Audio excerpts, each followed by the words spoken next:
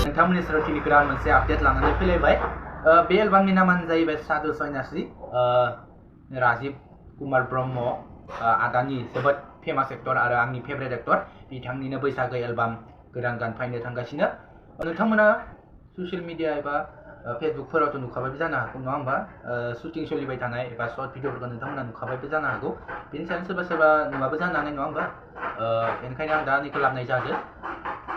जाहोना जाहैबाय दासिमबो मिथिना मोनाखै जे माबे चेनेलाव हेगारगोन, माबेयाव सोरनि चेनेलाव होगोन बेफोरखौ माने मिथिनाय जाथ'वाखै।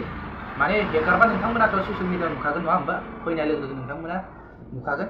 ससियेल मिडिया दा शुटिंआ सोलिगासिनो, भाइरेल जागासिनो नङा होमबा? गानफ्रा सादु सन्यासिसो जासिगोन ना मा मिथिला दिसुन। आरो नोंथांमोना अननानै आं चेनेलखौ साबस्क्राइब लाइक खालामना गालांबानो जाबाय। आंनि गोदान चेनेल बेफोरबायदिनो आं आपडेट होनो सेस्था खालामबाय थागोन। बेनोमोन, नोंथांमोनाथ' ससे क्लिपखौ नुखाबाय नङा होमबा? थाबैनो फैगोन, शुटिं जागासिनो। बेनोसैमोन। खुलुमबाय, जय बर' आर्मि।